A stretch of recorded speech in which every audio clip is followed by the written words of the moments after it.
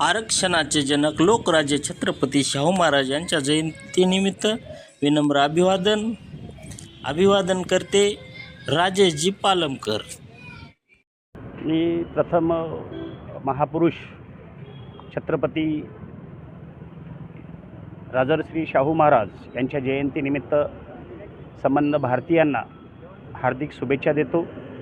आणि आज नांदेड शहरातील मध्यवर्ती भागामध्ये शाहू महाराजांचा जो पुतळा आहे त्या पुतळ्यास आम्ही अभिवादन करण्यासाठी इंडियन कॉन्स्टिट्यूशन सपोर्ट युवा टास्क फोर्स आणि बहुजन टायगर सेनेचे संस्थापक माधवजी जमदाडे साहेब सर आणि आमचे सर्व सहकारी यांच्या समवेत अभिवादन करण्यासाठी आलो आहोत।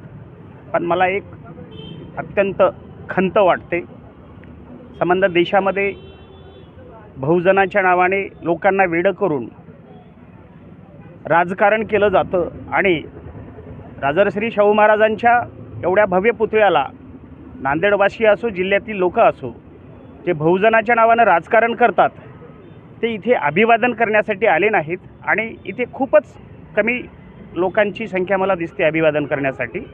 म्हणजे लोकांची मानसिकता फक्त राजकारण करणे आणि बहुजनांना ढोंगीपणाने एकत्र करून राजकारण करणे एवढ्यापुरतीच मर्यादित असल्याचे दिसते। म्हणून माझी विनंती आहे की या ढोंगी लोकांना ओळखून बहुजनांचं खरं नेतृत्व करणाऱ्या संघटनेच्या सोबत आपण असावं अशी माझी विनंती सगळ्यांना आहे। जय भीम, जय भारत।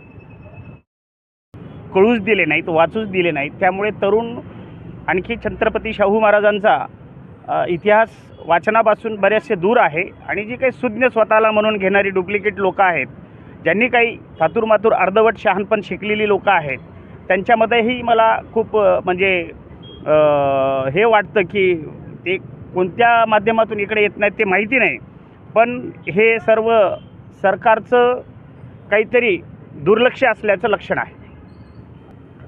संबंध बहुजनांना माझी विनंती आहे, आरक्षणाचे जनक म्हणून जर आरक्षणाचा ज्यांना कोणी फायदा घेतला असेल आणि बहुजनांचं जे कोणी नेतृत्व करत असतील तर संबंध तरुणांनी, सुज्ञ बहुजनांनी राजर्षी शाहू महाराजांचा अभ्यास करावा, त्यांचं वाचन करावं, त्यांच्या ध्येय धोरणांचं वाचन करून संबंध समाजाला जसं राजर्षी शाहू महाराजांनी न्याय देण्याचा प्रयत्न केला, राजेशाही व्यवस्थामध्ये पहिल्यांदा जर कोणी आरक्षणाची सुरुवात केली असेल आणि सर्व समतेचा संबंध भारतभर कोणी जर प्रसार केला असेल तर राजर्षी शाहू महाराजांना हे प्रथम श्रेय जातं। म्हणून त्यांचं वाचन केलं पाहिजे, त्यांचं आत्मचरित्र वाचलं पाहिजे। तरुणांनी राजर्षी शाहू महाराजांना समजून घेणं खूप गरजेचं आहे। आणि या पद्धतीनंच शासन प्रशासनानेही म्हणजे राजर्षी शाहू महाराजांची संबंध देशभर जयंती साजरी करण्यासाठी सहकार्य करणे गरजेचे आहे। आरक्षणाचे जनक छत्रपती शाहू महाराज यांच्या जयंतीनिमित्त शुभेच्छा देताना माधवदादा जमदाडे। आज प्रथम बहुजन टायगर सेनेच्या वतीने ICS YTFच्या वतीनं मी शाहू महाराजांच्या जयंतीनिमित्त सर्व देशवासियांना आणि देशातील बाहेर गेलेल्या सर्व बहुजनाला मी जयंतीच्या शुभेच्छा देतो।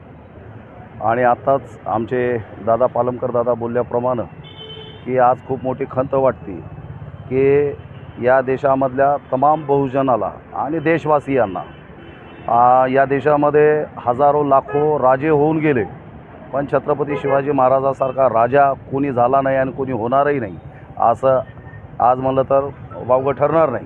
कारण शाहू महाराजांनी या देशामधले पीडित असतील, शेतकरी असतील, कष्टकरी असतील, अन्यायग्रस्त असतील, दीनदुबळे असतील, या सर्व लोकांना एकत्रित करून शाहू महाराजांनी त्यांच्या राजवटाच्या काळामध्ये की त्यांची जे राजकीय तिजोरी आहे तर त्यांनी या बहुजन समाजासाठी पूर्णच्या पूर्ण खर्च केली।